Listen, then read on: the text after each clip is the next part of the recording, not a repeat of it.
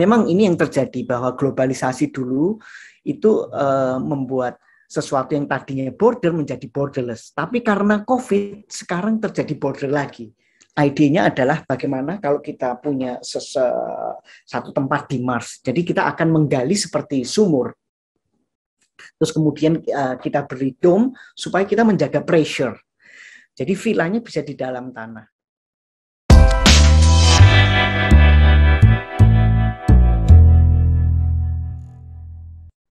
Situasi bumi ini memang sudah tidak bisa direkam lagi. Ini adalah di Dubai.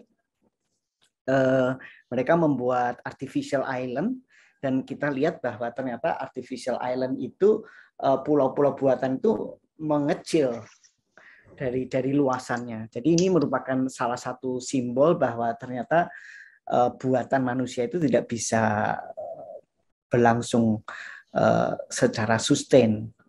Ya. Next-nya. Ya, jadi saya akan menjelaskan beberapa cerita, mungkin berita-berita di koran juga sudah menjelaskan bahwa dunia ini sudah tidak bisa dianggap stabil ya. Problemnya adalah di dalam dunia edukasi kita arsitek dididik untuk membangun ke sesuatu yang normal. Padahal bumi kita tidak normal, es mencair, jadi hutan terbakar, jadi memang kita harus sangat concern sekali untuk melakukan mitigasi pada apapun yang kita buat. Ini sekarang ada gunung api meletus, sebenarnya gunung berapi meletus itu sesuatu yang memang akan terjadi setiap saat, dan kita harus siap. Nah, sebagai arsitek kita tidak dididik di dalam kondisi fragile. Seperti pesawat udara, dia akan terbang, itu seorang engineer itu dididik untuk terbang di area yang memang tidak fragile. Jadi harus diperhitungkan kalau cuaca dan seterusnya. Jadi makanya sebagai arsitek kita harus belajar lagi untuk kita concern situasi bumi yang tidak lagi stabil. Ini salah satu proyek kita membuat prefabricated dry toilet di Atambua. Ini mungkin juga bagian dari merespon situasi itu. Jadi bagaimana kayu ini bisa dikirim ringan, bisa dibuat oleh orang banyak, rame-rame. Ini sesuatu yang tanggap terhadap situasi yang buruk ini. Ini juga nano library. Jadi tempat anak-anak WiFi bisa kita buat potongan-potongan dari multiplex yang kecil-kecil bisa dirangkai bersama-sama oleh masyarakat. Jadi mungkin kalau kita webinar sekarang, orang di Jakarta gampang sekali karena kualitas internetnya bagus, tempatnya nyaman ya. Cuman di sana mungkin untuk membiayain internet satu orang mahal, jadi harus beramai-ramai untuk 5 orang gitu. Nah, kita memikirkan hal-hal yang memang kecil tapi bermanfaat. Memang ini yang terjadi bahwa globalisasi dulu itu membuat sesuatu yang tadinya border menjadi borderless. Tapi karena COVID sekarang terjadi border lagi. Jadi ada batas-batas bahwa kita mulai punya keterbatasan untuk pergi dari rumah, pergi dari satu negara ke negara yang lain. Kita harus berpikir ulang. Jadi sebenarnya ini semua yang harus menjadi acuan kita. Tadi sudah dijelaskan tadi oleh pembicara lain tentang ecological sensitivity. Jadi kita lihat bahwa ecological sensitivity dari dunia ini menyebabkan arsitek harus bereaksi. Bagaimana kita berkarya dan seterusnya. Kita lihat nih yang bagian merah, ini sensitif banget. Air mencair, jadi nanti Jakarta tenggelam dalam beberapa tahun ke depan. Kita juga mempunyai ide ini adalah prefabricated modul. Ini bisa deploy di sekitar gunung yang meletus atau area gempa gitu ya. Ini kita membuat dengan prefabricated steel yang bisa dirangkai. Terus kulitnya itu bisa dari bambu, dari kayu, tergantung situasi setempat. Lokalitasnya bisa dibuat dari situ. Nah, jadi memang arsitek harus punya satu respon terhadap situasi yang terkini, apapun yang dia kerjakan. Ini contohnya adalah satu bangunan di Durban di Afrika. kita mempropos satu apartemen yang terbuat dari wood, laminated wood sebetulnya, itu terdiri dari modul segi 6 yang dirangkai. Setelah ini belajar dari arsitektur Nusantara, bagaimana join-join itu tanpa paku dan dia bisa bergerak. Jadi dia kalau ada gempa bumi masih bisa bergerak.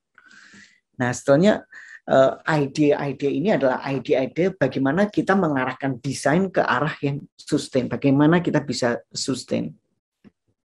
Ya, ini interiornya bisa jadi office, bisa jadi ruang tamu. Jadi ini memang ideal yang bagaimana kita memanfaatkan kondisi yang dunia yang fragile ini.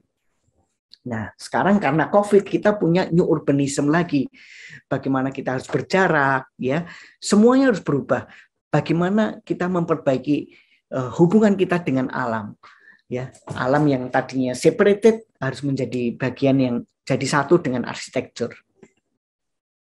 Ya, mungkin kita juga harus tidak bisa hidup di dalam AC terus-menerus. Kita harus mempertanyakan semuanya. Ya, ini contohnya kita membuat new product untuk cuci tangan. Ini sebenarnya satu respon pada COVID ini. Nah, jadi memang kita lihat bahwa ada pengawalan alami, ada pemanfaatan air hujan, daur ulang, terus kemudian harus memikirkan recycle, penggunaan LED lighting. Ini restoran yang kita sedang buat di Ubud, Bali. Bagaimana restoran ini juga merespon lingkungan, bagaimana mempertahankan alamnya. Terus kemudian semua arsitekturnya bagian dari nature juga yang bisa dikultivate dengan bahan makanan yang bisa dimasak. Jadi semua yang ideal kita harus diarahkan ke sesuatu yang baru, yang kita punya relasi yang baru dengan nature. Ini satu rumah di mana rumah terdiri dari baja. Setelahnya baja ini sesuatu yang green karena baja ini bisa di-recycle ulang untuk dipergunakan di masa depan. Jadi dengan baja itu kita bisa olah lagi ya. Ini juga sesuatu bangunan lama, ini joglo yang sudah 100 tahun, kita bangun ulang. Bagaimana bangunan reuse namanya. Jadi bangunan lama kita bongkar, kita pasang lagi, kita pergunakan menjadi new architecture. Ini sebelum di launching ini ya, bagaimana relasinya dengan nature, terbuka. Ini kita kembali ke masa lalu. Jadi sebenarnya masa lalu itu kakek nenek moyang itu sangat concern pada gempa bumi. Mereka menggunakan kayu dengan baik, terus merespon gempa bumi itu dengan join-join yang bagus. Kita harus belajar. Gunung-gunung yang indah, kita harus kembali lagi ke alam. Ini ada satu proyek yang idealis sekali, bagaimana kita berpikir masa depan kalau kita benar-benar harus jalan-jalan ke Mars. Ini kita nyebutnya Mars House, ya. Semoga soundnya bisa masuk ya ini. Nah, jadi sebetulnya idenya adalah bagaimana kalau kita punya satu tempat di Mars. Jadi kita akan menggali seperti sumur. Terus kemudian kita beri dome supaya kita menjaga pressure. Jadi villanya bisa di dalam tanah. Nah, sebenarnya ini adalah satu yang ideal dan di mana kita belajar bahwa secara ekstrim itu bagaimana. Jadi dinding-dinding juga dibuat dari sana. Kita bisa bisa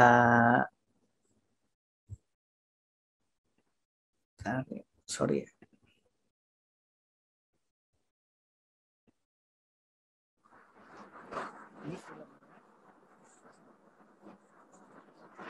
Dinding-dinding terbuat dari pakai mesin 3D print.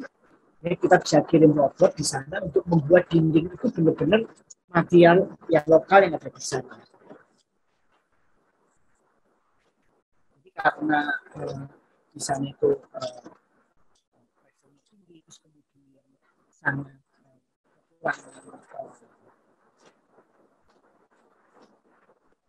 kedua, penghawaannya harus kita semua disiapkan di dalam dome.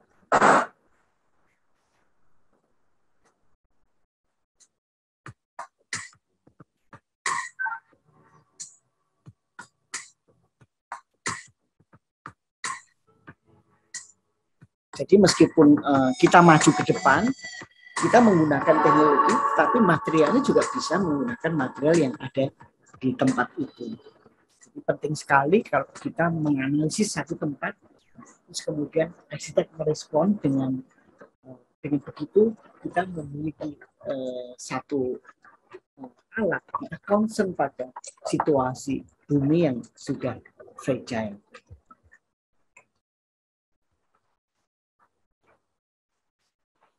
Dan situasi di Mars ini merupakan sesuatu yang paling ekstrim, sehingga dengan keekstriman itu kita harus berpikir dengan serius, termasuk bagaimana kita meletakkan living room atau lounge kita di bawah air, karena untuk mereduksi radiasi. Jadi radiasi matahari itu bisa dinetralisir dengan air.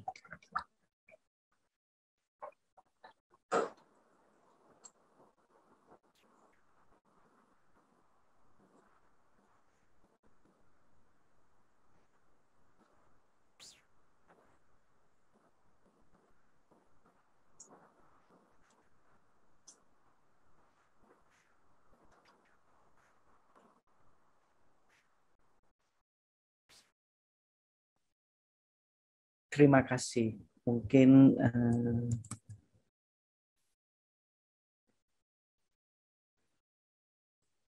itu aja dari saya. Jadi saya secara sekilas menceritakan bagaimana arsitek harus concern pada situasi yang ekstrim. Terima kasih.